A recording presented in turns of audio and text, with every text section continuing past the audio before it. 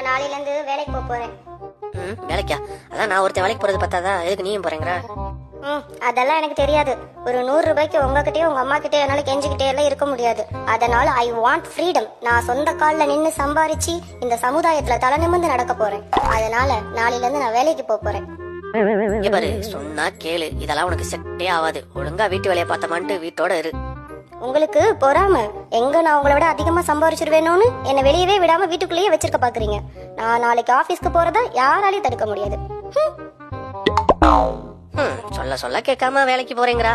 சரி பாப்போம், அவளா ஒரு நாள் தாங்குறாளான்னு பாப்போம். The next day. அப்பப்பா என்னமா தலை வலிக்குது. ஒரு நாள் ஆபீஸ்க்கு போனதுக்கே முடியல. ஐயோ. என்னங்க மேடம், ஆபீஸ்க்கு போயிட்டு வந்துட்டீங்களா? எப்படி இருந்துச்சு வேலை? இந்த ஹெச்ஆர் என்னங்க 2 ஃபைல காணோம்னு இன்னைக்கு புதுசா வந்த என்னைய பிடிச்சி அந்த ஏறுன்னு ஏறுறான். சரி காலையில இருந்து ஒரே ட்ரைனிங் பண்ணி பசிக்குதே அப்படின்னு சோத்துல கைய வச்சதும் இந்த சொட்ட மண்டைய மேனேஜர் அங்கிருந்து வந்து ஏமா வேலை நேரத்துல உனக்கு சோறு தேவையான்னு கேக்குறான். அப்ப எனக்கு பசிக்கும்ல. இதுக்கு தான் நேத்தே சொன்னேன், வேலைக்கெல்லாம் நீ போ தேவையில்ல, வீட்டோட இருன்னு. எங்க கேக்குற? நான்லாம் ஒரு சின்ன தலைவலி வந்தா கூட நம்ம வீட்டுல ஒரு வேலை பார்க்க மாட்டேன். காய்ச்சல் அடிக்குதுன்னு சொல்றேன், அந்த மேனேஜர் பேராசிட்டமால போட்டுட்டு வேலையை பாருன்றான். நான் கால் மேல கால் போட்டு எங்க வீட்டுல உட்காந்து வெப் சீரிஸ் பார்த்துட்டு இருப்பேன். நான் இங்க வேலை பார்க்கறது பத்தாதா? நான் ஏன் வேலைக்கு போகணும்? இனிமே நான் வேலைக்கெல்லாம் போக மாட்டேன். உனக்கு வீட்டுல இங்க வேலை பார்த்து கொட்டுறது எனக்கு பத்தலையா? வெளியே போய் நான் சம்பாதிச்சிட்டு வரணுமா உனக்கு? இனிமே நான் வேலைக்கு போக மாட்டேன்.